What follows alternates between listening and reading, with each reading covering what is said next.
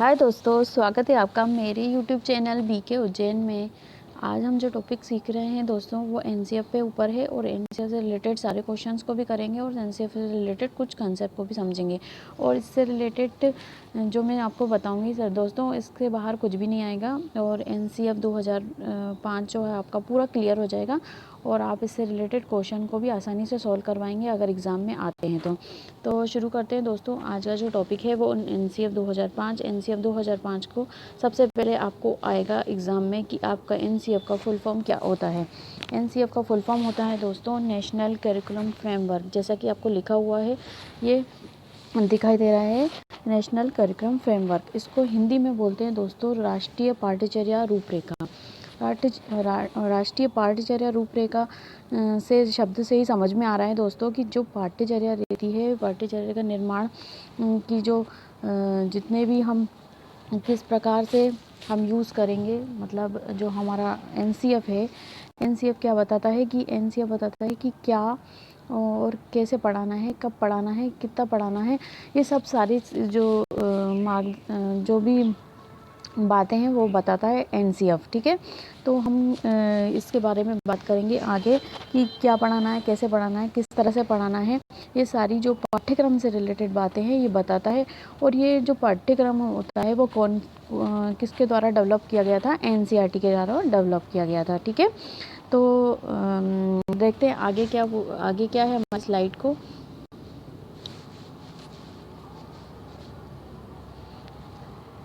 पहला जो हमने देख लिया, हमने फुल फॉर्म देख लिया नेशनल करिकुलम फ्रेमवर्क, और इसको हिंदी में बोलते हैं राष्ट्रीय पाठ्यचर्या रूपरेखा। ठीक है, एनसीएफ किस निबंध से लिया गया है दोस्तों? किसके निबंध से लिया गया है ये दोस्तों? रविंद्रनाथ टैगोर के निबंध से। ठीक है, अब मैं आपको बताती हूँ कि कहानी, जैसे कि ये यशपाल है, यशपाल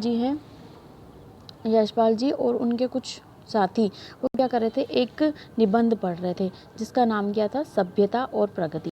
क्या था? निबंध सभ्यता और प्रगति। उसमें क्या दिया था कि ना शिक्षा से रिलेटेड कुछ सुझाव बताए थे कि आज की शिक्षा प्रणाली में इस तरह की चीज़ें नहीं हैं जो मतलब रट्टू वाली बात कही थी, और कई प्रकार से उनको समझाया गया था।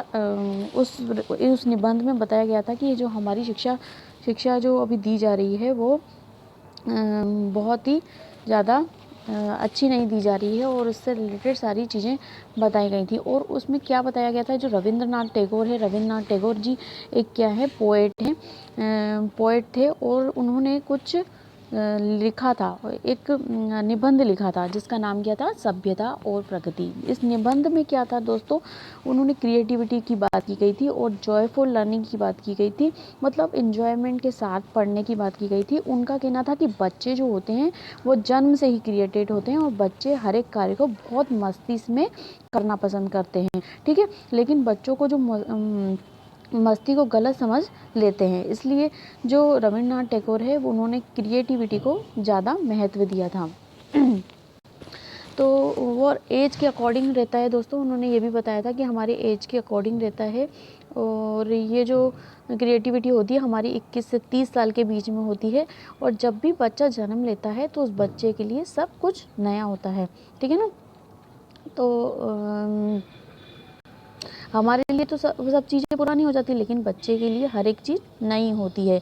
तो वो बच्चा जो होता है हर एक चीज़ को जानना चाहता है, उसके अंदर जो जिज्ञासा है वो अपने ढंग से करना चाहता है। ठीक है, और अपने ढंग से बच्चे को कार्य करने देना चाहिए हमको, क्योंकि वो कहते हैं कि अडल्ट जो होते हैं वो तो ना समझ होते हैं। क्यों? क्योंकि लेकिन बच्चा जो होता है समझने वाला था, वो अपनी समझ के अनुसार कार्य करना चाहता है। ठीक है, तो हमने क्या सीखा कि एक चीज़ हमने सीखी कि जो रविंद्रनाथ टैगोर जी है उन्होंने निबंध में लिखा था कि बच्चे जो होते हैं शुरू से ही क्रिएटिव होते हैं और मस्ती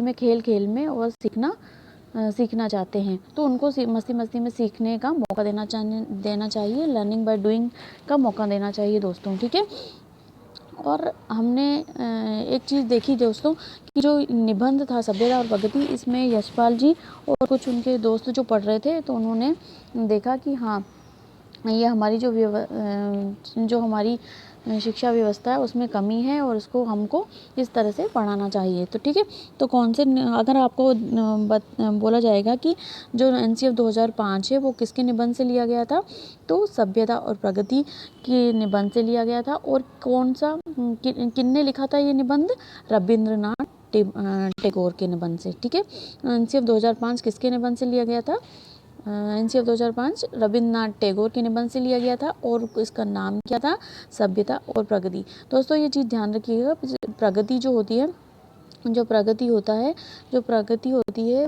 वो कई बार क्या होता है, संस्कृति भी दे दिया जाता है, तो आप कंफ्यूज हो जाते हैं कि कौन सा टिकाना है। तो ये प्रगति ध्यान रखना, सिविलाइजेशन एंड प्रोग्रेस जिसको इंग्लिश में बोला जाता है। ठीक है, अब दूसरा क्वेश्चन ये आता है दोस्तों कि जो एनसीएफ है, एनसीएफ 2005 है, ये भी बहुत इंपॉर्टेंट क्वेश्चन है। इसको 22 भाषा में अनुवादित किया गया है। आपसे अगर पूछा जाए कि एनसीएफ 2005 को कितनी भाषाओं में अनुवादित किया जा चुका है, तो आपको बोलना है 22 भाषाओं में अनुवादित किया जा चुका है। ये 8वीं अनुसूची जो है हमारी, उसमें जितनी भाषाएं होती हैं उसमें एनसीएफ 2005 को 22 भाषाओं में अनुवादित किया जा चुका है। ठीक है, अब नेक्स्ट और देख लेते हैं दोस्तों। अब क्या है, अब तक का, अगर आपसे पूछे कि अब तक का नवीनतम राष्ट्रीय दस्तावेज कौन सा है, तो हमको क्या बताना है, एनसीएफ 2005 है।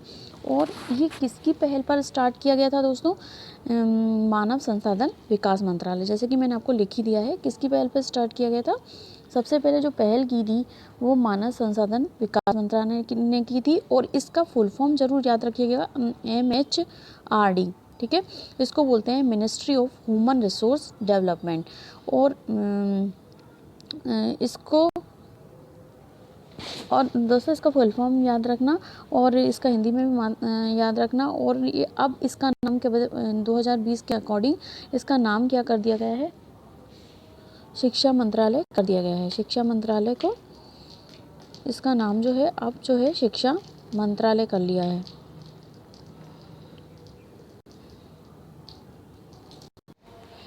तो दोस्तों हमने क्या देखा कि जो इसका हमने नाम पढ़ लिया कि किसकी पहल पर स्टार्ट किया गया था, मानव संसाधन विकास मंत्रालय। और इसमें अध्यक्षता किसकी हुई थी, अध्यक्षता किसकी थी, प्रोफेसर यशपाल की। ठीक है, प्रोफेसर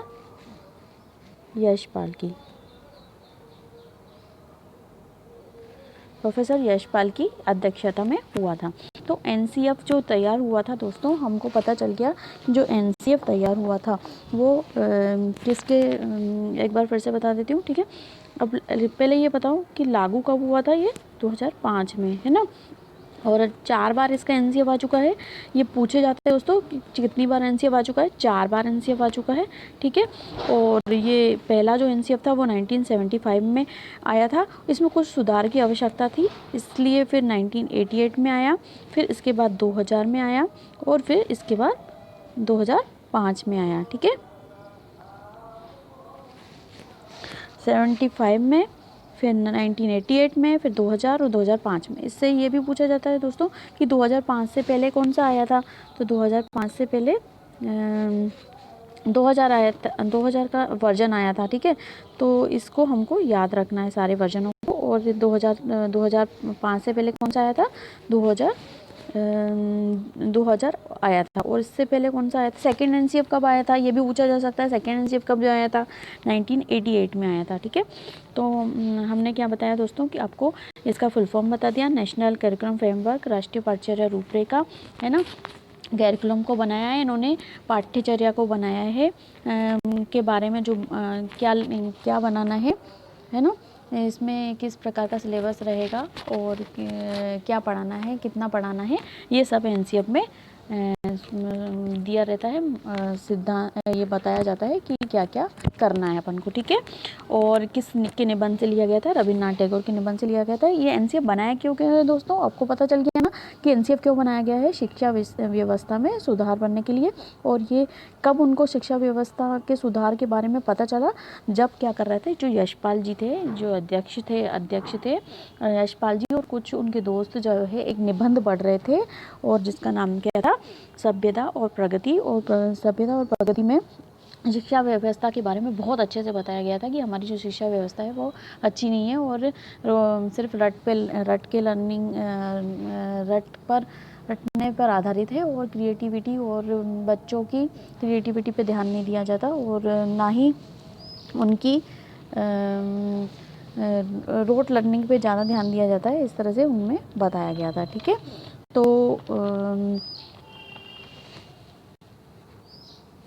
रट कर ज़्यादा ध्यान दिया जाता है और सिर्फ जॉयफुल लाइफ पे ध्यान नहीं जाता था। उनके बच्चों को अपनी ज़िंदगी के साथ जॉयफुल लर्निंग के साथ पढ़ाना चाहिए। तो इसलिए लर्निंग बाय डूइंग का भी मौका देना चाहिए, स्वयं सीखने का मौका देना चाहिए दोस्तों, इसमें ये निबंध में कहा गया था। ठीक है, तो अब मैंने बता दिया नेशनल करिकुलम फ्रेमवर्क होता है, इसका फुल फॉर्म किसके निबंध से लिया गया है? रविंद्रनाथ टैगोर के निबंध से लिया गया है, एनसीए 2005। और कौन सा निबंध था, क्या नाम था उस निबंध का? सभ्यता और प्रगति। और कितनी भाषाएं में अनुवाद किया चुका है? एनसीएफ 2005 का कितनी भाषा में अनुवाद किया जा चुका है? तो 22 भाषा में अनुवाद किया जा चुका है। ठीक है, यहाँ तक हमने पढ़ लिया। अब तक का नवीनतम दस्तावेज है दोस्तों ये एनसीएफ 2005 और इसके पहले के वर्जन जो है हमने ये देख लिए कि ये पहले के वर्जन थे 1975, 1988, 2000 और 2005। ठीक है, और किसकी पहल पर स्टार्ट किया गया था? MHRD, उसका फुल फॉर्म याद कर लीजिएगा। किसकी अध्यक्षता में हुआ था? यशपाल की अध्यक्षता में। और एनसीएफ की रूपरेखा कब तैयार की गई थी? रूपरेखा अगर पूछा जाए दोस्तों, ये ध्यान रखिएगा, रूपरेखा अगर पूछा जाएगा तो 2000। और कब लागू किया गया था? तो कब लागू किया गया था? 2005 में। ठीक है, ये आपको समझ में आ गया होगा। अब देखते हैं दूसरा क्या है कि रोट लर्निंग क्या होता है दोस्तों? रोट लर्निंग क्या होता है? बच्चों को लाइफ से भगाना है हमको। ये होता है रोट लर्निंग। ठीक है, रोट लर्निंग मतलब रोटू तोते तरह रटना है ना। तो उसको हमको बच्चों की लाइफ से भगाना है। एनसीएफ को पूरा करने का जिम्मा किसको दिया था दोस्तों? तो प्रोफेसर कृष्णपाल को, है ना। यानी देख रेख का जो जिम्मा दिया गया था वो किसको दिया गया था? एनसीएफ। जैसे कि मान लिए शुरू तो अध्यक्षता तो किसने की थी? यशपाल जी ने। लेकिन ये याद रखना दोस्तों कि जो जिम्मा पूरा करने का जिम्मा किसको दिया था? प्रोफेसर कृष्णपाल को। ठीक है, ये भी बहुत इंपॉर्टेंट क्वेश्चन है दोस्तों, ये भी याद रखिएगा। और जो एनसीएफ होता है, तो एनसीएफ जो होता है वो कौन सी भाषा को अपनाता है दोस्तों? त्रिभाषा सूत्र को अपनाता है। ये भी आया हुआ क्वेश्चन है, बहुत बार आता है। त्रिभाषा सूत्र को अपनाता है। ठीक है, पहली जो भाषा होती है वो जो क्या होती है? मातृभाषा होती है ना। और जो टारगेट भाषा होती है, और जो सेकंड भाषा होती है टारगेट भाषा ना, लक्ष्य भाषा होती है। जहाँ पर हम कहीं पर जैसे हम कहीं घूमने जाते हैं, ठीक है, तो उसमें कौन सी लगभग भाषा चलती है? इंग्लिश चलती है। जैसे कि हम आसपास जाते हैं घूमने के लिए, या इंटरनेशनल भाषा जिसको बोला जाता है उसको बोला जाता है इंटरनेशनल भाषा, इंग्लिश को बोला जाता है। ठीक है, तो मदर टंग क्या होगी? हमारी भाषा जहाँ पे क्षेत्र आदि पर जहाँ पर हम रहते हैं और हम जहाँ पर बात करते हैं। और टारगेट भाषा क्या हो गई? जहाँ पर कहीं जाते हैं और उनको वो भाषा नहीं आती हमारी मातृभाषा, तो हम उनसे बात करने में कौन सी भाषा यूज़ करते हैं? तो इंटरनेशनल भाषा जो होती है वो टारगेट भाषा होती है। अब MIL क्या होती है? तीसरी भाषा जो होती है, जैसे कि 22 भाषाएं हैं, है ना। 22 भाषाएं हमारे जो 22 भाषाएं हैं उनमें जो मदर टंग और टारगेट भाषा को छोड़कर जो भाषाएं बचती हैं वो मॉडर्न इंडियन लैंग्वेज कहलाती हैं, यानी कि इसको हिंदी में बोलते हैं आधुनिक भारतीय भाषा। ये जो इन दोनों को छोड़ के जो भाषा बच जाती है वो जो होती है वो MIL कहलाती है। और ये त्रिभाषा सूत्र किसने दिया था दोस्तों? ये DS कोठारी ने दिया था, है ना।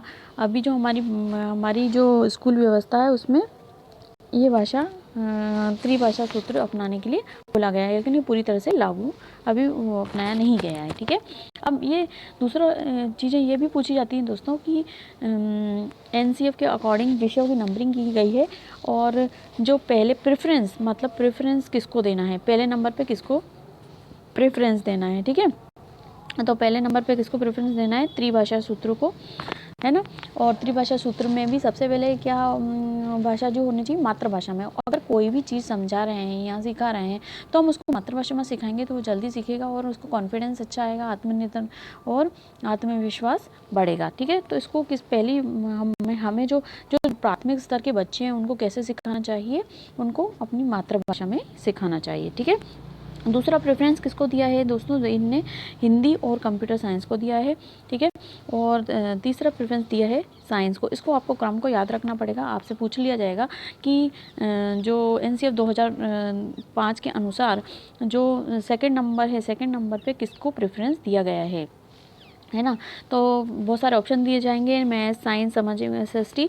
तो आपको ध्यान रखना है कि जो मैथ्स है वो आपको सेकंड नंबर पे रखा गया है प्रेफरेंस पे। ठीक है, और 5 तक तो ज़रूर याद रखिएगा दोस्तों, 5 तक याद होना ही चाहिए कि पहला कौन सा था, सेकंड कौन सा था, है ना।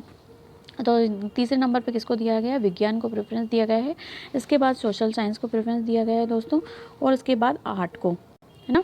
और ये 10वीं तक पढ़ाने के लिए भी कहा गया है। और एनसीएफ ने तो ये कहा है कि सभी सब्जेक्ट को आपस में मतलब सभी सब्जेक्ट आपस में अंडर रिलेटेड करके ही पढ़ाना चाहिए, ताकि जो है वो बच्चा जो है आसानी से सीख सके और रियल लाइफ के एग्जाम्पल देकर समझाना चाहिए। ठीक है, तो इसके बाद कौन से नंबर सब्जेक्ट को प्रेफरेंस दी गई है, 6 नंबर को दी गई है फिजिकल एजुकेशन में, और 7वें नंबर पे कमर्शियल एजुकेशन को दी गई है, और 8वें नंबर पर शांति के लिए शिक्षा पे जोर दिया गया है। ठीक है, तो इसको हम जैसे कि हमने देख लिया 8 ही पॉइंट इम्पॉर्टेंट है दोस्तों। शांति के लिए शिक्षा भी हम देख लेंगे आगे कि क्या है क्या नहीं है। ठीक है, तो मैंने आपको बता ही दिया, ये मैंने इसको स्लाइड्स ले ली थी, लेकिन इसमें जो अपन ने ये देख ही लिया है कि रविन्द्रनाथ टैगोर के निबंध से लिया गया है। एनसीएफ 2005 का प्रारंभ कब हुआ था, अगर आपसे क्वेश्चन पूछा जाता है एनसीएफ 2005 का प्रारंभ कब किसके निबंध से हुआ था, तो रविन्द्रनाथ टैगोर के निबंध से हुआ था। क्या नाम था इसका, सभ्यता और प्रगति नाम था, लेकिन इसका सूत्र क्या था, एनसीएफ का सूत्र क्या है, बिना बोझ के शिक्षा। बिना बोझ के शिक्षा मतलब उनको कोई भी तनावपूर्ण वातावरण नहीं उपलब्ध कराना है और ज़्यादा प्रॉब्लम नहीं क्रिएट करनी है, और मतलब एग्जाम्पल और गतिविधि से रियल लाइफ से जोड़ के उनको सिखाना है। तो बिना बोझ के शिक्षा इसका सूत्र था। आपसे पूछा जाएगा कि एनसीएफ 2005 का सूत्र क्या था, तो आपको बस यही लगाना है। ठीक है, तो लर्निंग बाय डूइंग भी देंगे, है ना, कंफ्यूज करेंगे, लर्निंग बाय डूइंग भी कर सकते हैं, आपको क्वेश्चन में दे सकते हैं लर्निंग बाय डूइंग, लेकिन आपको इसको लर्निंग बाय डूइंग पे नहीं लगाना है ना।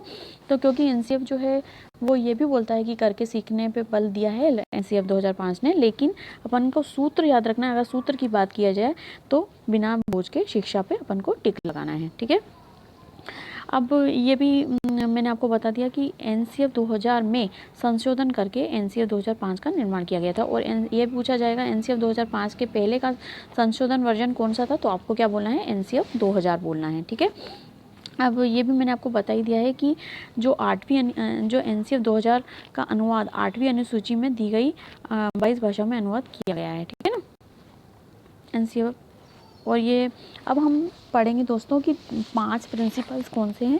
जो 5 प्रिंसिपल्स हैं दोस्तों, ये जब भी आप विज्ञान की बात करें, सामाजिक विज्ञान की बात करें या मैथ्स की बात करें, सभी में प्रिंसिपल में ही आपको ये हमेशा याद रखना है।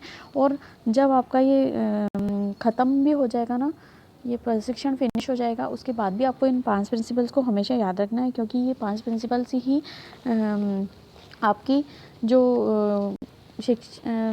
जो आपकी शिक्षा देना है आपको, उसमें हमेशा काम आएंगे। ठीक है, तो पहला जो होता है फ्लेक्सिबिलिटी होता है, लचीला। दूसरा एनवायरनमेंट और तीसरा ऑलराउंड डेवलपमेंट होता है दोस्तों। और आर फॉर रिमोट लर्निंग, ठीक है, रटनत शिक्षा को हटाना। और डी फॉर डेमोक्रेटिक वैल्यू, लोकतांत्रिक भावनाओं का विकास। आप इसको फीएड से याद रख सकते हैं दोस्तों, पहले भी अपने 2 वीडियो में बता चुकी हूँ, लेकिन आपको फिर से बता देती हूँ क्योंकि ये बहुत इंपॉर्टेंट है।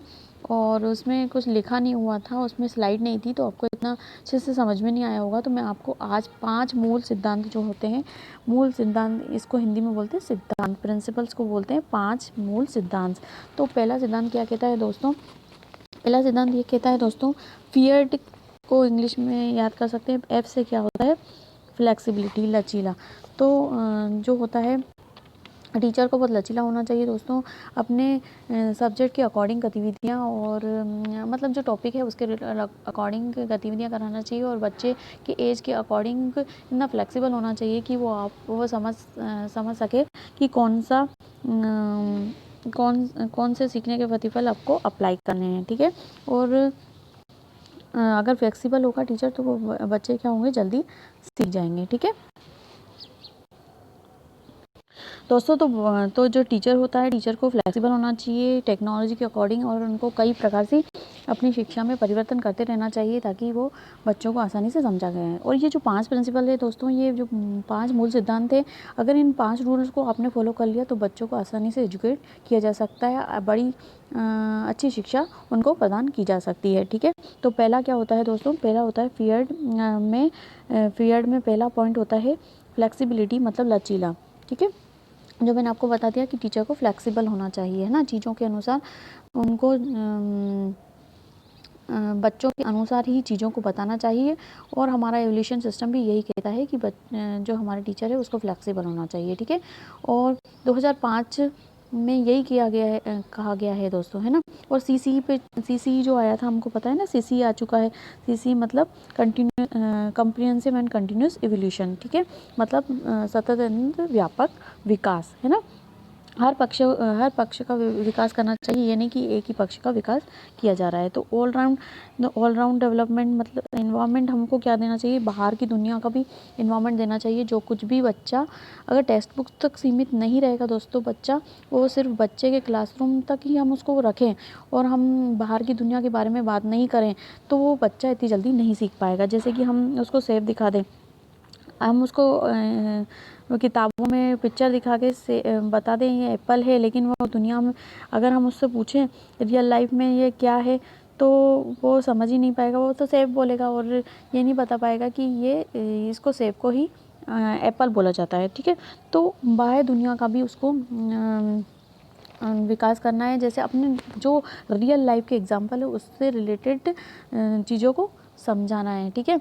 तो जो एग्जाम्पल होने चाहिए वो आपको बताना चाहिए कि आपने सेब खाया है दोस्तों, सेब को ही इंग्लिश में क्या बोलते हैं, सेब को ही एप्पल बोला जाता है। इस तरह से हम बच्चों को समझा सकते हैं, रियल लाइफ के एग्जाम्पल को बता सकते हैं और उनको कनेक्ट कर सकते हैं रियल लाइफ के एग्जाम्पल से, और फिर उनको सिखा सकते हैं, ठीक है। तो ये बच्चा क्या हो जाएगा, अच्छे से सीख पाएगा। मैंने जैसे कि आपको बताया, थर्ड वाला जो होता है ऑल राउंड डेवलपमेंट, इसका मतलब होता है सर्वांगीण विकास करना है हम बच्चों को, ठीक है।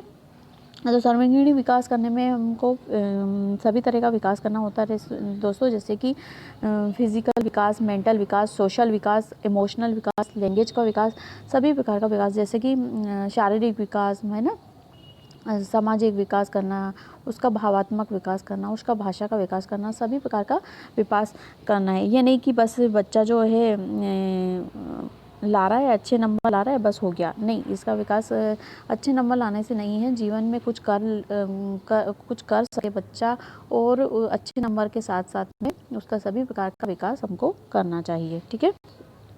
रट्टू तोता नहीं बनाना चाहिए, ठीक है। रट्टू तोता, देखो नेक्स्ट पॉइंट में लिखा है रटन शिक्षा को हटाना, है ना। ये नहीं कि हम उसको बस रटवा रहे हैं कि ये एप्पल है, ये वो है, और रियल लाइफ के एग्जांपल यूज़ नहीं करें। अगर हम जितने रियल लाइफ के एग्जांपल यूज़ करेंगे दोस्तों, वो बच्चा उतनी जल्दी सीखेगा, ठीक है। तो आप मेरे साथ बने रहिए दोस्तों, इसके एग्जाम अपन क्वेश्चन भी करेंगे, आप टेंशन ना लीजिएगा, इसके क्वेश्चन भी हम करेंगे, ठीक है। तो ऑल राउंड डेवलपमेंट और रिमोट रोड लर्निंग मतलब हो गया रटन शिक्षा को हटाना, ठीक है। डेमोक्रेटिक वैल्यू मतलब लोकतांत्रिक भावनाओं का विकास करना दोस्तों। लोकतांत्रिक विकास करने का मतलब क्या होता है कि हमको बच्चे को ऐसा नहीं बनाना है कि वो बस खुद के बारे में ही सोचता रहे और दूसरों के बारे में ना सोचे, ना और सिर्फ अपनी ही सेल्फिश हो जाए। सेल्फिश नहीं बनाना है हमको दोस्तों, अपने देश के प्रति, अपने दुनिया के प्रति, अपने समाज के प्रति उनको ये भाव बताने हैं कि आप जैसे कि हम मान लेते हैं, जैसे हम राष्ट्रगान गा रहे होते हैं दोस्तों, तो हम खुद नहीं कर रहे होते हैं, बस बच्चे को सिखा रहे होते हैं। लेकिन अगर आप खुद करेंगे और वो बच्चा क्या होगा, आपको देख के जल्दी सीखता है, और आप जो करेंगे आपको वो रोल मॉडल मानता है दोस्तों, और अगर आप करते हैं तो वो भी बच्चा भी सीख जाता है, ठीक है। तो राष्ट्रगान में हमें हम जैसे ही हम स्कूल में जाते हैं तो हमसे सबसे पहले प्रेयर कराई जाती है। तो प्रेयर कराते समय हम जो गतिविधि करवाते हैं राष्ट्रगान की, वो ये राष्ट्र के प्रति समर्पण भाव बताना और उनको ये बताना कि जो हमारा जो देश है उसके प्रति सम्मान की भावनाओं को लाना, ये सब क्या होता है, डेमोक्रेटिक वैल्यू को बताता है, मतलब लोकतांत्रिक भावना का विकास करना होता है। ठीक है, तो आप समझ गए होंगे दोस्तों कि मैंने आपको ये 5 प्रिंसिपल्स बताए, ये बहुत ही इम्पोर्टेंट है ना। जैसे कि अगर देश को ज़रूरत होती है या कुछ भी अपने समाज के लिए ज़रूरत होती है तो वो अपने समाज के लिए भी कुछ कर पाए। ठीक है, इन्हीं भावनाओं को विकसित हमको करना है। ये नहीं कि अपने लिए सिर्फ सेल्फिश हो जाए और कुछ भी गलत काम में इंक्लूड हो जाए। ठीक है, तो हमने ये 5 जो हैं ये सिद्धांत पढ़ लिए दोस्तों। ये 5 सिद्धांत जो है बहुत इंपॉर्टेंट है और आप इनको हमेशा याद रखिएगा। ये मैंने आपको प्रिंसिपल्स या उद्देश्य भी बोला जा सकता है, इनको मैंने इसको लिख भी दिया है ना। ज्ञान को स्कूल के बाहरी जीवन से जोड़ना, बाहर की चीज़ों से जोड़कर बताना, रटन प्रणाली का अंत होना, और जो हमारी पाठ्यचर्या है पाठ्यपुस्तक केंद्रित ना हो, है ना, रियल लाइफ से भी रिलेटेड होनी चाहिए और गतिविधियों को जोड़ना चाहिए। गतिविधियों को जितना जोड़ेंगे ना उतना अच्छा बच्चा सीख जाएगा और राष्ट्रीय मूल्यों के प्रति विद्यार्थी आस्थावान हो। ठीक है, ये 5 प्रिंसिपल आपको याद रखने हैं। ठीक है, इसके बाद हम बात करते हैं दोस्तों कि कुछ मुख्य सुझाव दिए गए थे एनसीएफ के द्वारा, कुछ मुख्य सुझाव दिए गए थे। ठीक है, उनको भी हमको बात करना है और इससे रिलेटेड क्वेश्चंस में पूछा जा सकता है। ठीक है, तो हम इसकी पहले बात कर लेते हैं। पहला पॉइंट क्या है, शिक्षण सूत्रों का प्रयोग हो। शिक्षण सूत्रों का प्रयोग हो मतलब शिक्षण सूत्र हमको कैसे प्रयोग में लाना चाहिए। अगर हम प्राथमिक की बात करें तो हमें ज्ञात से अज्ञात की तरफ ही जाना चाहिए। ज्ञात से अज्ञात का मतलब क्या होता है कि हम जो चीज़ें पता होती हैं बच्चों को पहले वो बतानी चाहिए और फिर हमको अज्ञात वस्तु बतानी चाहिए। जैसे कि हमने मान लिया कि पेड़ है या किसी पेड़ के बारे में बताना है तो पेड़ के बारे में हम उनको बोलेंगे कि आसपास आपने ट्री देखा है, आपने फिर ट्री देखा है, ट्री के बाद देखने के बाद आप उसको बोलेंगे कि जो पौधा होता है उसमें जड़ होती है ना, फूल होते हैं और इन सूत्रों का उपयोग करके हमको बताना चाहिए, है ना।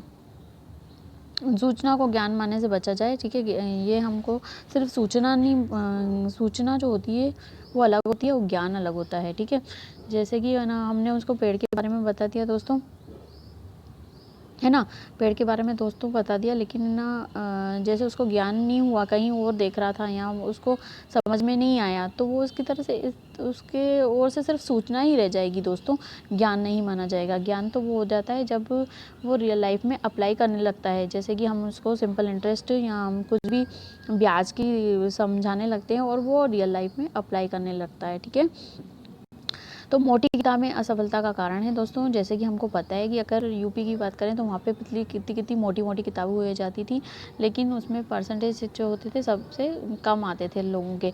तो ये मोटी किताबों जो है जो कि सिलेबस ज़्यादा होता है, कभी कंप्लीट नहीं हो पाता है, ना ही उस पर कभी ध्यान दिया पाता है, तो ये मोटी किताबें जो होती हैं असफलता का कारण होती हैं। ठीक है, और फिर चौथा पॉइंट क्या कहता है, बच्चा तर्क वितर्क कर पाने में योग्य हो।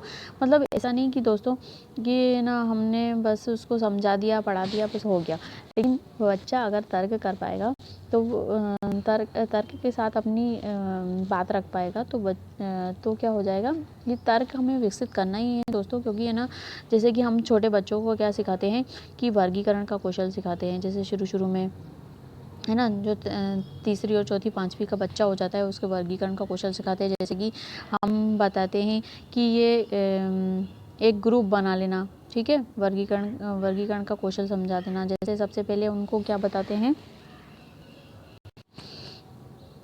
जैसे कि रेड रेड को अलग कर देना, है ना, ग्रुप बनाना सिखाना उनको, येलो को अलग कर देना, या फिर सब्जियों और फलों में अंतर करना, उनका ग्रुप बना लेना। ठीक है, इस तरह से हम उसका वर्गीकरण का कौशल समझा सकते हैं। ठीक है, तो तर्क के साथ वो धीरे धीरे बच्चा सीखने लगता है और अपनी चीज़ों को अप्लाई करने लगता है। जैसे कि मैंने आपको बताया था कि ना हमें जो प्राथमिक स्तर पे कौन सा विकास करना चाहिए, मानसिक विकास करना चाहिए। बच्चे को अधिक से अधिक मानसिक विकास करना चाहिए, ठीक है। और दूसरा 5वां पॉइंट क्या कहता है, मूल्यों को वातावरण प्रदान करके सिखाया जाए, उपदेश देकर नहीं, ठीक है। तो हमको क्या है कि वातावरण देना चाहिए दोस्तों, कि ऐसा नहीं कि हम कुछ भी टॉपिक सिखा रहे हैं तो बस उसको हम उपदेश दे ही जा रहे हैं और वो सिर्फ अपने बारे में ही पता नहीं क्या सोच रहा है, अपने में गुम है। तो हमको गतिविधियों से सिखाना चाहिए और अच्छे से उनको TLM के जरिए या फिर अपनी बात उनको एक्टिव रखना चाहिए क्लास में दोस्तों। प्रश्न पूछने के लिए प्रोत्साहित करना चाहिए, अवसर देना चाहिए हर चीज़ के लिए, वातावरण प्रदान करना चाहिए ताकि वो जो है वो ज़्यादा से ज़्यादा सीख पाए और इंटरेस्टिंग बन पाए क्लास अपनी, ठीक है। तो मैंने ये कुछ इमेज मुझे मिली नहीं थी, लेकिन ये अब फिर से हम देख लेते हैं। ये हम जो है ये NCF के प्रमुख सुझाव हम फिर से देख लेते हैं ना। वो एक शायद इमेज ऐसी जुड़ गई थी। तो हम पहला जो है हमको मातृभाषा में सिखाना चाहिए। सबसे पहले क्या सुझाव देता है NCF कि हमें मातृभाषा में ही बच्चे को सिखाना चाहिए। क्यों? बच्चे को जो फ्री फील करता है और टारगेट लैंग्वेज में अगर हम टारगेट लैंग्वेज सिखाना चाहते हैं तो बच्चे जो है उनकी मातृभाषा का यूज़ करके सिखाएंगे तो वो जल्दी सीख जाएंगे, ठीक है। हम जल्दी जल्दी कंप्लीट कर लेते हैं, फिर इसके क्वेश्चन भी करेंगे, ठीक है। शिक्षण सूत्र जैसे ज्ञात से अज्ञात की ओर, मूर्त से अमूर्त की ओर, ठीक है। तो मैंने ये बता ही दिया है दोस्तों, जो हमको पहले पता होता है वो ही बताना चाहिए और फिर जो नहीं पता फिर बताना चाहिए। मूर्त से अमूर्त की ओर दोस्तों, कि हमको पहले चीज़ें दिखानी चाहिए। जैसे कि मैथ्स की बात कर लें, हम उसको दिखाना चाहिए कि ये 2 एप्पल हैं और 1 एप्पल है, तो 2 एप्पल और 1 एप्पल मिलके क्या बन जाएगा, 3 एप्पल मिलके बन जाएगा। फिर उसको अमूर्तता की ओर ले जाना चाहिए, ठीक है। तो इससे बच्चे जल्दी सीखते हैं, ठीक है। सूचना को ज्ञान मानने से बचा जाए, मैं आपको बता चुकी हूँ, ठीक है। विशाल पाठ्यक्रम, मोटी किताबें, ये भी मैंने आपको बता दिया है। मूल्यों को उपदेश देकर नहीं वातावरण देकर स्थापित किया जाए, ये भी बता दिया है, ठीक है।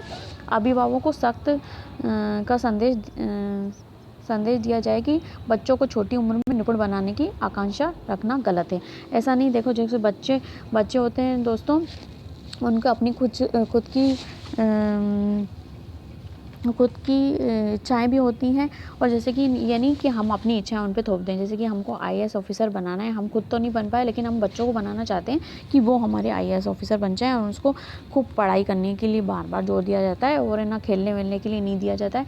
और बाद में टोका जाता है कि नहीं, तुम पढ़ाई करो, तुम तो IAS ऑफ़िसर बनने के लिए तुम्हें पढ़ाई करनी पड़ेगी, और खुद की इच्छाओं को बच्चों पे थोपा जाता है। तो ये गलत है दोस्तों, ठीक है। फिर दूसरा दोस्तों, ये मैं आपको बता चुकी हूँ, जीवन वातावरण, बच्चों को स्कूल के वातावरण से जोड़ना, ठीक है। फिर नेक्स्ट सुझाव क्या बताया है, अच्छे विद्यार्थी की धारणा में बदलाव, अर्थात अच्छा विद्यार्थी वह है जो तर्कपूर्ण बहस कर करे अपने मौलिक विचार शिक्षा के सामान प्रस्तुत कर सके, ठीक है। तो अब ये क्या है दोस्तों, कि तर्क के साथ मतलब जो बच्चा होता है दोस्तों, अगर वो तर्क के साथ करता है, जैसे कि कुछ गलत हो जाता है, गलत पढ़ा दिया जाता है या कुछ गलत मुँह से बोल दिया जाता है, तो वो तर्क के साथ अगर प्रस्तुत करता है अपनी बात को, तो वो मान्यता दी जाएगी, उनको मान्यता देनी पड़ती है। तो इसलिए ही बच्चों को तर्क सिखाया जाता है ना। अगर तर्क हम नहीं देंगे तो हमारी बात कोई सुनेगा ही नहीं, ठीक है। जैसे कि हम TV में भी देखते हैं, बहस होती है तो तर्क के साथ करते हैं तो हम उसको सुनते हैं, ठीक है। जैसे बहस होती है ना TV में, समाचार में आप सुनते होंगे, ठीक है। अब देखते हैं दूसरा क्या बोलता है, खेल आनंदवाद सामूहिक ताकि भावना के लिए रिकॉर्ड बनाने के बाद तोड़ने की भावना को बढ़ावा ना दें। देखो, खेल आनंद के लिए होना चाहिए दोस्तों, ये बात बोली जा रही है कि खेल जो होना चाहिए वो आनंद के लिए होना चाहिए। आनंद के लिए मतलब ये नहीं कि हम उसको बोल रहे हैं कि नहीं, तुझे करना ही है, किसी तरह से भी करना ही पड़ेगा, और अगर करना पड़ेगा तो वो डर जाएगा बच्चा, और इस तरह से वो कुछ भी उल्टा सीधा भी कर सकता है। जैसे बच्चे को मार भी सकता है या पीट भी सकता है, या फिर उसके सामने कुछ भी अड़चनें खड़ी कर सकता है। खेल जो होना चाहिए वो दोस्तों आनंद के लिए होना चाहिए, और आनंद के लिए हमको क्या सिखाना है, उनको सहयोगी भाव सिखाना है और कई नेतृत्व के गुण सिखाने हैं। कई गुण इसमें डेवलप किए जा सकते हैं, ये नहीं कि उसको हम गलत दिशा में मोड़ दें, ठीक है। और पुस्तकालय में बच्चों को स्वयं की पुस्तक खोजने का अवसर दें। तो अपनी पुस्तकें वो खुद ही चुनें दोस्तों, अपनी क्रिएटिविटी के अनुसार अपने हिसाब से वो चूज़ करेंगे तो बच्चे ज़्यादा सीखेंगे। ठीक है, अपनी चीज़ों को ज़्यादा नहीं थोपना चाहिए। ठीक है, ये जो है दूसरा क्या कहता है, सांस्कृतिक कार्यक्रम में मनोरंजन के स्थान पर सौंदर्य बोध को बढ़ावा दें। तो सौंदर्य बोध को बढ़ावा दें मतलब दोस्तों ऐसा नहीं कि उल्टे सीधे गाने, जैसे कोई प्रोग्राम हो रहा है तो हम उल्टे सीधे गाने बजा रहे हैं और बच्चे हैं ना जो सीखना था वो तो सीख नहीं रहे हैं लेकिन गलत चीज़ें सीख रहे हैं, है ना। कोई भी गाना अच्छा गाना नहीं बजाया और वो चीज़ को सांस्कृतिक कार्यक्रम में सम्मिलित कर रहे हैं। तो इसमें बोला गया है, जो एनसीएफ होता है उसमें बोला गया है कि सौंदर्य बोध को दिया है। जैसे कि हम है ना कई राष्ट्रगीत पे हम बच्चों को करवाते हैं तो बच्चे इससे क्या होते हैं, राष्ट्र के प्रति मूल्य को भी सीखते हैं और उनमें कुछ अच्छी भावनाएं भी आती हैं। ठीक है, तो आप इसको समझ ही गए होंगे। अब नेक्स्ट देखते हैं, नेक्स्ट सुझाव क्या था, शिक्षकों को अकादमिक संसाधन में नवाचार आदि समय पर पहुंचाया जाए। अब देखिए जैसे कि अभी की बात की जाए, जैसे कि जो दुनिया है बदल रही है और शिक्षा टेक्नोलॉजी भी बदल रही है, तो उसके हिसाब से ही आपको ट्रेनिंग दी जा रही है। तो आपको टेंशन लेने की बात नहीं है, सरकार खुद ही आपको ट्रेनिंग दे दी जाती है। तो इस समय पर आपको रिसोर्सेज को प्रोवाइड करना और नवाचार को प्रोवाइड करना ताकि आप अच्छे से उसको बच्चों के साथ बच्चों को शिक्षा दे पाएँ, ये वो ही है। ठीक है ना बच्चे दोस्तों, ये समझ ही गए होंगे आप दोस्तों। ठीक है, जैसे कि आजकल बोला जाता है कि कंप्यूटर की शिक्षा दो। अब अरे कंप्यूटर की शिक्षा दो तो कैसे दो, पहले या तो फिर कंप्यूटर की ट्रेनिंग दी जाओ, दो तभी तो देंगे, नहीं तो फिर हम कैसे देंगे। अब जैसे एनसीईआरटी की बुकें लागू हो गई हैं, ठीक है, तो एनसीईआरटी की बुक लागू करने के लिए आपको ये प्रशिक्षण दिया जा रहा है। तो टीचरों को प्रशिक्षण दिया जा रहा है, तो टीचरों को प्रशिक्षण दिया जा रहा है तो आप उनको फैमिलियर बनाओगे तभी वो अच्छे से कर पाएंगे, है ना। तो इस तरह से हमने देखा ये दोस्तों शिक्षण अधिगम परिस्थितियों मातृभाषा का प्रयोग, है ना। तो इसका जब हम पढ़ा रहे होते हैं दोस्तों तो हमें मातृभाषा का प्रयोग ज़रूर करवाना चाहिए। जैसे कि हम बोल रहे हैं कि कोई भी चीज़ सिखा रहे हैं, कि जैसे हम नाइफ के बारे में पढ़ा रहे हैं, जैसे चक्कू के बारे में पढ़ा रहे हैं, तो हम उसको बोलते हैं कि हम जिसे काटते हैं ना दोस्तों को उसको नाइफ बोला जाता है। तो इस तरह से हमको बच्चों को सिखाना चाहिए ताकि बच्चे जो हैं इसको आसानी से सीख पाएँ। ठीक है, और जैसे कि हम बोलेंगे कि ये मैंने आपको जैसे बताया कि कैरेट बोलते हैं जिसको हम खाते हैं, है ना। कैरेट बोलते हैं, इसमें क्या विटामिन होता है या इस तरह की चीज़ें बता रहे हैं, तो हम उसको बताना चाहिए कि हम जो कैरेट मतलब जो हम गाजर खा रहे हैं उसको ही कैरेट बोला जाता है। इस तरह से हमको समझाना चाहिए मातृभाषा में और फिर उसको टारगेट भाषा में समझाना चाहिए ताकि वो जल्दी सीख जाए। ठीक है, सज़ा में पुरस्कार की भावना को सीमित रखा जाए। हाँ दोस्तों, ये चीज़ ध्यान रखिएगा कि सज़ा की भावना को हमें नहीं करना चाहिए, हमें शारीरिक दंड नहीं देना है, ये रूल के खिलाफ है और हमको ये शारीरिक दंड नहीं देना चाहिए। ठीक है, क्योंकि आप शारीरिक दंड देंगे तो वो 1 बार देंगे, 2 बार देंगे, 3 बार देंगे तो वो हमेशा उसको आदत पड़ जाएगी। चौथी बार देंगे तो आप वो तो बच्चा सोचेगा कि ना मार तो खानी ही है तो हम मार खा लेंगे बस। ये इस तरह से ये सज़ा की भावना हमको नहीं देना चाहिए, वैसे भी ये गलत है और शारीरिक दंड हमको नहीं देना चाहिए और ये कार्रवाई भी की जा सकती है जिस पे। तो ठीक है, इसको तो पता ही है अपन को, है ना।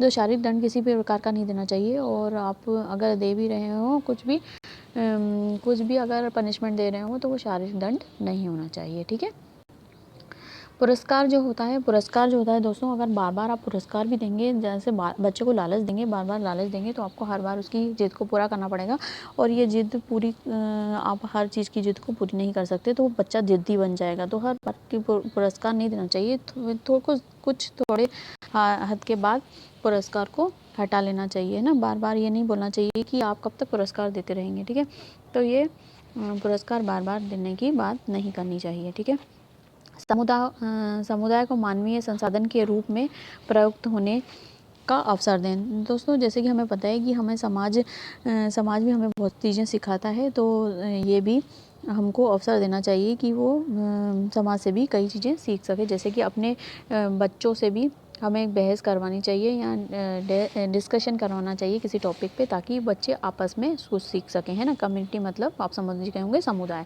ठीक है। दूसरा पॉइंट है दोस्तों, कल्पना का मौलिक लेखन के अधिकाधिक अवसर प्रदान करें। कल्पना के दोस्तों, कल्पना मतलब क्रिएटिविटी में हमको कई प्रकार की गतिविधियाँ करवानी चाहिए। जैसे ड्रामा वामा होता है, हम पढ़ा रहे हैं तो उसको रोल प्ले करवाना चाहिए, ताकि बच्चे आसानी से सीख पाएँ और अपनी चीज़ों को गतिविधियों से जोड़कर अपने जीवन में भी ला पाएँ, ठीक है।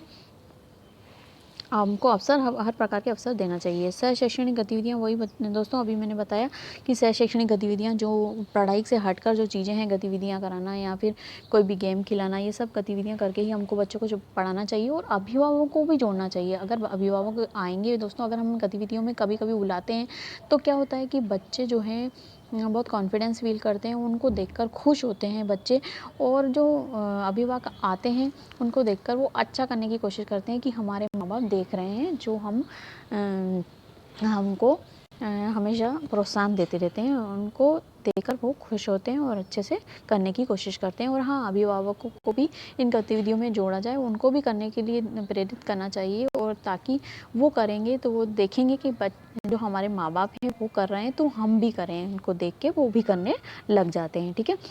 अब नेक्स्ट देखते हैं दोस्तों, मानसिक स्तर एवं योग्यता के अनुसार पाठ्यक्रम का निर्धारण हो। ये तो एनसीईआरटी कहता ही है कि एज के अकॉर्डिंग ही पढ़ाना चाहिए। ये नहीं कि हम 10th क्लास के लेवल का क्वेश्चन है ना 5वीं क्लास को थोड़ी ना पढ़ा सकते हैं। तो ये तो हमको पता ही है कि मानसिक स्तर एवं योग्यता के अनुसार पाठ्यक्रम का निर्धारण होना चाहिए, ठीक है। अब जो सबसे लास्ट वाला पॉइंट है, देखिए दोस्तों, ये बहुत इंपॉर्टेंट पॉइंट है कि शांति शिक्षा को बढ़ावा, महिलाओं के प्रति आदर एवं जिम्मेदारी का दृष्टिकोण विकसित करने की कार्यक्रम का आयोजन करना। जैसे कि हमको दोस्तों पता है कि जो आजकल जितने भी जो अपराध हो रहे हैं, वो ज़्यादातर अपराध जो होते हैं महिलाओं को लेकर ही होते हैं। अगर हम महिलाओं के प्रति उनके बच्चों को ही सिखाना शुरू कर दें कि महिलाओं के प्रति आदर और जिम्मेदारी का दृष्टिकोण उनके अंदर विकसित करें, तो हमें क्या होगा कि आगे जो इतने जो अपराध हो रहे हैं वो कुछ हद तक रोकने में मदद मिल सकती है, क्योंकि हम उनको अच्छा बनाने की कोशिश कर रहे हैं, तो उनके आदर और जिम्मेदारी का भाव विकसित कर रहे हैं। तो ये शांति शिक्षा को बढ़ावा देता है दोस्तों, है ना। तो अब नेक्स्ट पॉइंट देख लेते हैं, बालकों के चहुमुखी विकास पर आधारित पाठ्यचर्या होनी चाहिए। दोस्तों मैंने बता दिया कि सभी प्रकार का विकास होना चाहिए, ये हम पढ़ चुके हैं, है ना। और सभी विद्यार्थी हेतु समावेशी वातावरण तैयार करना चाहिए। ये नहीं कि एक बच्चे पे ध्यान दिया जा रहा है, प्रतिभाशाली बच्चे पे ध्यान दिया जा रहा है जो अच्छा है पढ़ने में, और बाकी बच्चों पे ध्यान दिया ही नहीं जा रहा है। चाहे जो नॉर्मल बच्चा है या एवरेज इंटेलिजेंस का बच्चा है तो उस पर ध्यान नहीं दिया जा रहा है, ठीक है, या फिर मंदबुद्धि पे ध्यान नहीं दिया जा रहा है। तो हमें सभी बच्चों के लिए विद्यार्थियों के लिए वातावरण तैयार करना चाहिए, जिससे आसानी से बच्चे एक दूसरे से सीख सकें, है ना।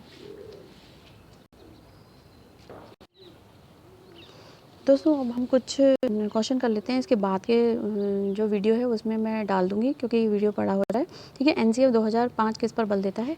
तो हाँ, ये किस पर बल देता है? करके सीखने पर बल देता है, ठीक है। तो ये इसका आंसर क्या हो गया? करके सीखने पर बल देता है, रटने पर नहीं देता है, समस्या हल करने पर नहीं, उपरोक्त सभी, है ना। तो बीच में अगर रटने पे आ गया दोस्तों तो ये हट गया, है ना, रिमूव हो गया। तो हमारा क्या हो गया? आंसर क्या हो गया? फर्स्ट हो गया, करके सीखने पर बल देता है, ठीक है। दूसरा क्वेश्चन दोस्तों कहता है कि एनसीईआरटी 2005 में कला शिक्षा को विद्यालय में जोड़ने का उद्देश्य क्या है? क्या उद्देश्य है दोस्तों? इसको जो कला शिक्षा का उद्देश्य है, देखिए, सांस्कृतिक विरासत की प्रशंसा करना। हाँ क्योंकि हम बताते हैं ना ताजमहल के बारे में, तो उनकी हम प्रशंसा भी करते हैं और व्यक्तिगत और मानसिक स्वास्थ्य को भी विकसित करते हैं। तो इसका क्या आंसर हो जाएगा? दोनों, ठीक है, डी आंसर हो जाएगा इसका। तो इसका आंसर हो जाएगा डी, ठीक है। अब थर्ड वाला क्वेश्चन देखते हैं दोस्तों, किस मंत्रालय की पहल पर एनसीईआरटी 2005 तैयार किया गया था? तो मैंने आपको बताया था, मानव विकास संसाधन मंत्रालय, MHRD जिसको बोला जाता है, उससे तैयार किया गया था, ठीक है। अब किसकी अध्यक्षता में विद्वानों ने एनसीईआरटी 2000 तैयार किया गया? किसकी अध्यक्षता में तैयार किया गया था? मैंने दोस्तों बताया था आपको, इसमें यशपाल, ठीक है, यशपाल जी हैं, ठीक है। पांचवा क्वेश्चन कहता है, इनमें कौन सा राष्ट्रीय पाठ्यचर्या 2005 के ढांचे में मार्गदर्शन सिद्धांत नहीं है?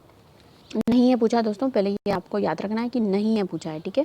स्कूल से बाहर शिक्षा को ज्ञान से जोड़ना है, अपन ने पढ़ चुके हैं 5 प्रिंसिपल, उसमें बताया गया था कि हाँ जोड़ना चाहिए। अधिक लचीला और कक्षा जीवन में एकीकृत करना। अधिगम, अब देखो रटन विधाली से ये अधिगम को रटन विधि से सुविधाजनक बनाना चाहिए। फिर फोर्थ पॉइंट है पाठ्यपुस्तक केंद्रित होने की बजाय बच्चों के समग्र विकास के लिए समृद्ध पाठ्यचर्या प्रदान करना। तो दोस्तों आपने पता होगा 5 प्रिंसिपल हमने पढ़े थे। 5 प्रिंसिपल के आधार पर हमारा जो आंसर क्या हो जाएगा, हमें रटन विधि से सुविधाजनक नहीं, हमको तो हटाना है, रटन विधि को ही हटाना है। ठीक है, तो हमारा ये आंसर हो गया सी वाला। ठीक है, 6th क्वेश्चन क्या कहता है, एनसीएफ 2005 का प्रमुख सूत्र क्या था। दोस्तों एनसीएफ 2005 का प्रमुख सूत्र क्या था, लर्निंग विदाउट बर्डन, बिना मतलब बिना बोझ के शिक्षा। ठीक है, ये सूत्र था। अब इसके बाद का क्वेश्चन क्या कहता है दोस्तों, एनसीएफ 2005 का प्रारंभ रविंद्रनाथ टैगोर के किस निबंध से होता है। तो मैंने आपको बताया था ना, सभ्यता और प्रगति से होता है। ठीक है, तो इसका आंसर के बाद अब एनसीएफ 2005 के अनुसार कौन सुविधादाता की भूमिका में रहेगा। तो कौन रहेगा दोस्तों, शिक्षक ही रहेगा। ठीक है, सुविधा कौन देता है, शिक्षक देता है। अगर हमारे क्लासरूम में अगर हमारे पास लाइब्रेरी नहीं है तो हमको ही बच्चों को बुक्स लेके आनी है। ठीक है, बुक्स लेकर देनी है या फिर हमको ही कुछ इंतजाम करना है ताकि बच्चा आसानी से सीख सके। ठीक है, नवा क्वेश्चन क्या कहता है दोस्तों, एनसीएफ 2005 के अनुसार सीखना है, सीखना क्या है, मानसिक विकास भी करना है, शिल्प करना केंद्रित विकास भी करना है और व्यवसाय केंद्रित भी होना चाहिए। तो सभी पक्षों का विकास होना चाहिए दोस्तों। इसमें का आंसर क्या आ जाएगा, डी। ठीक है, 10वां क्वेश्चन क्या कहता है, एनसीएफ 2005 में इनमें से किस परीक्षा संबंधी सुधारों को सुझाया गया है। तो इसमें हमको ये याद रखना है दोस्तों कि कक्षा 10वीं की एक परीक्षा ऐच्छिक होनी चाहिए, ये बताया गया है। ठीक है, और इसमें जो 25 से 40% क्वेश्चन होने चाहिए वो शॉर्ट टाइप होना चाहिए, ये भी आप याद रख लीजिए। और उसके बाद बाकी जो बच्चे क्वेश्चन होने चाहिए वो MCQs होने चाहिए। ठीक है,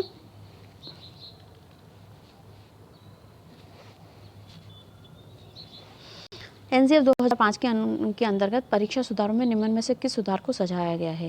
सामूहिक कार्य मूल्यांकन, सतत मूल्यांकन, खुली पुस्तकीय परीक्षा मूल्यांकन, सभी, इसमें सभी को सुझाया गया है दोस्तों, है ना। ठीक है, तो इसका आंसर क्या हो जाएगा, डी। ठीक है, अब 12th क्वेश्चन क्या कहता है, राष्ट्रीय पाठ्यचर्या रूपरेखा 2005 के अनुसार अधिगम अपने स्वभाव में डैश और डैश है। तो इसका आंसर हो जाएगा दोस्तों सक्रिय और सामाजिक है, मतलब बी वाला ऑप्शन हो जाएगा। बाकी सारे ऑप्शन जो है नेगेटिव हैं दोस्तों। ठीक है, इसके बाद का 13th क्वेश्चन देखिए दोस्तों, राष्ट्रीय पाठ्यचर्या रूपरेखा 2005 में अच्छे प्रश्न बनाने हेतु निम्न इनमें से किसे ठीक नहीं बताया गया है। ठीक है, तो ये दोस्तों अपन को दिख ही रहा है कि ये विद्यार्थी द्वारा अगर हम प्रश्न बनवाते हैं तो ये गलत है। ठीक है, अब 14 क्वेश्चन देखिए दोस्तों, एनसीएफ 2005 के अनुसार गणित शिक्षण का मुख्य उद्देश्य क्या है। गणित शिक्षण का मुख्य उद्देश्य क्या है। ठीक है, तो इसमें कौन सा आंसर आएगा दोस्तों, जो गणित शिक्षण का मुख्य उद्देश्य क्या है, आपको उनको याद रखना है कि जो तार्किक चिंतन है या समस्या समाधान का विकास करना। जैसे मैंने आपको बताया था प्राथमिक स्तर पर मानसिक विकास करना है बच्चे का, और जो उच्च वाला मतलब जो 6 to 8 वाले बच्चे होते हैं उनको समस्या समाधान की योग्यता उनमें डालनी है। जैसे कि हमने सिंपल इंटरेस्ट ब्याज सिखाना सिखा दिया तो बैंक में भी जाके वो अपनी ज्ञान को अप्लाई कर सके। तो व्यवहारिक ज्ञान सिखाना है मिडिल में, और प्राइमरी पे किस तरह का ज्ञान सिखाना है, मानसिक तर्क वाला ज्ञान हमको सिखाना है। ठीक है, 15वां क्वेश्चन क्या कहता है दोस्तों, देखिए एनसीएफ 2005 के अनुसार शिक्षण के लिए किया जाता है ज्ञान का निर्माण करने में सक्षम हो, रचनात्मक और सृजनात्मक शक्तियों का विकास करना, नैतिक गुणों का विकास करना या उपयुक्त सभी। तो इसका आंसर हमको पता चल ही रहा है दोस्तों कि क्या है, डी है। ठीक है, इसका आंसर भी आप देख लीजिए कि सत्य कथन कौन सा है। तो इसमें हमको दिख ही रहा है कि पाठ्य पुस्तक केंद्रित नहीं होना चाहिए। ठीक है, अधिगम प्रक्रियाओं के अंतर्गत न समझने आने वाली अवधाओं को रखना चाहिए, नहीं रखना चाहिए, बिल्कुल गलत है। ठीक है, ये अवहेलना कर रहा है, तो हमारा आंसर क्या हो जाएगा, पहला आंसर सही हो जाएगा। ठीक है, सॉरी सी वाला आंसर हमारा सही हो जाएगा। ठीक है, अब राष्ट्रीय रूपरेखा के अनुसार बाल केंद्रित शिक्षा शास्त्र में किस प्रकार नियोजित करने की आवश्यकता है।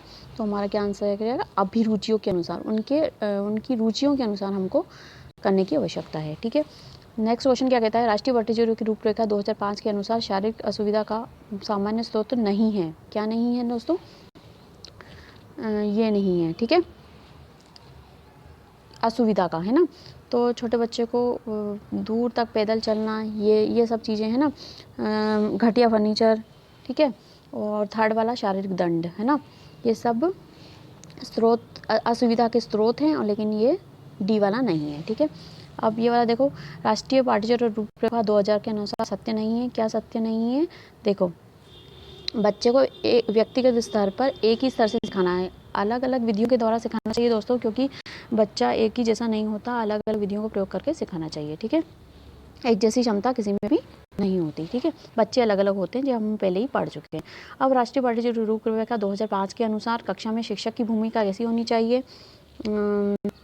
उत्प्रेरक की तरह होना चाहिए, या फिर इसमें ऐसा भी आ सकता है सुविधादाता की होनी चाहिए, है ना, सुविधा देने वाली होनी चाहिए। अगर कोई प्रॉब्लम आती है तो टीचर को सॉल्व करनी चाहिए, ठीक है। नेक्स्ट क्वेश्चन क्या कहता है? शिक्षक पाठ्यपुस्तक की जानकारी के साथ अन्य संदर्भ जोड़कर देश को पुष्ट और गहन बना सकता है, ठीक है, अनुभव को, ठीक है, अनुभव को बना सकता है। इसमें देखिए, विवेचनात्मक शिक्षा शास्त्र खुले विमर्श और विविध दृष्टिकोण के माध्यम से देश लेने की प्रक्रिया को सरल बनाता है। तो क्या आएगा? सामूहिक निर्णयों को सरल बनाता है, ठीक है। राष्ट्रीय पाठ्यचर्या की रूपरेखा 2005 के अनुसार प्राथमिक स्तर पर भाषा का माध्यम कैसा होना चाहिए दोस्तों? हमारी मातृभाषा का होना चाहिए, जैसे कि हम पढ़ चुके हैं, ठीक है। राष्ट्रीय पाठ्यचर्या की रूपरेखा 2005 के अनुसार बच्चों के आकलन का सही तरीका क्या है दोस्तों? दैनिक गतिविधियाँ, ठीक है, दैनिक गतिविधियाँ। अब भीड़ भाड़ वाली कक्षाओं में अध्यापन की बात करना निरर्थक है, तो इसका आंसर क्या है? सृजनशील, ठीक है। नेक्स्ट क्वेश्चन क्या कहता है? यदि बच्चे फेल होते हैं तो वे दर्शाते क्या हैं? क्या दर्शाते हैं दोस्तों? स्कूल की असफलता को। ये नहीं कि उसकी बच्चे को कभी भी दोष नहीं दिया जा सकता दोस्तों, बस हम समाज की असफलता को नहीं दर्शाता, परिवार की असफलता, अपनी असफलता को नहीं, स्कूल की असफलता को दर्शाता है। 12th क्वेश्चन कहता है, राष्ट्रीय पाठ्यचर्या की रूपरेखा 2005 के अनुसार गणित शिक्षण का लक्ष्य होना चाहिए दोस्तों। क्या लक्ष्य होना चाहिए? उपरोक्त सभी होना चाहिए, ठीक है। हमें सभी चीज़ों का विकास करना है, अमूर्त, मूर्त और सभी संचालित करने की योग्यता का विकास करना है। 13 क्वेश्चन क्या कहता है दोस्तों? देश की चिंताओं के प्रति जागरूकता को संपूर्ण स्कूली पाठ्यचर्या में व्यापक होना चाहिए, ठीक है। उसका क्या आना चाहिए? पर्यावरण की चिंताओं के प्रति हमें जागरूक करना है, ठीक है। कला शिक्षा को स्कूली शिक्षा के स्तर पर शामिल किए जाने पर बल देना चाहिए। कहाँ पर बल देना चाहिए? सभी स्तर पे सर, कला में सभी स्तर पर बल देना चाहिए, ठीक है, डी हो गया। इसके बाद राष्ट्रीय पाठ्यचर्या की रूपरेखा 2005 किस सूझ के आधार पर पाठ्यचर्या के बोझ को कम करने पर बल देती है? सेकंड वाला ऑप्शन हम पढ़ ही चुके हैं, विदाउट बर्डन वाला, है ना, शिक्षा बिना बोझ के।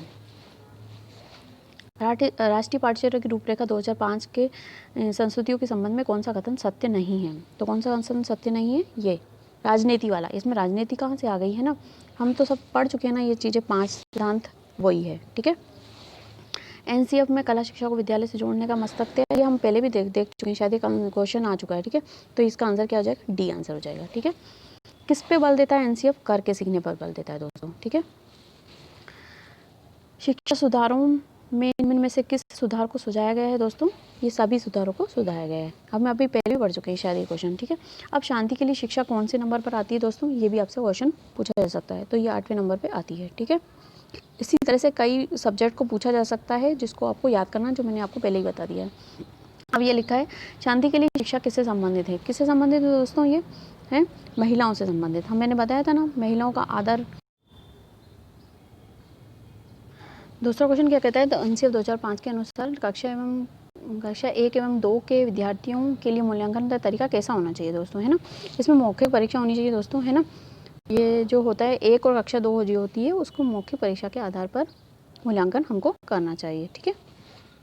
इसमें क्या कहता है? 25 क्वेश्चन देखिए 2005 के अनुसार किस परीक्षा संबंधी सुधारों को सुझाया गया है? तो ये मैं पहले ही बता चुकी हूँ, है ना, 10वीं की ऐच्छिक परीक्षा होनी चाहिए, ठीक है। राष्ट्रीय पाठ्यचर्या की रूपरेखा 2005 के अनुसार गणित शिक्षण का मुख्य उद्देश्य क्या होना चाहिए? थर्ड वाला, है ना, तार्किक चिंतन करना चाहिए और समस्या समाधान योग्यता को विकसित करना चाहिए, ठीक है।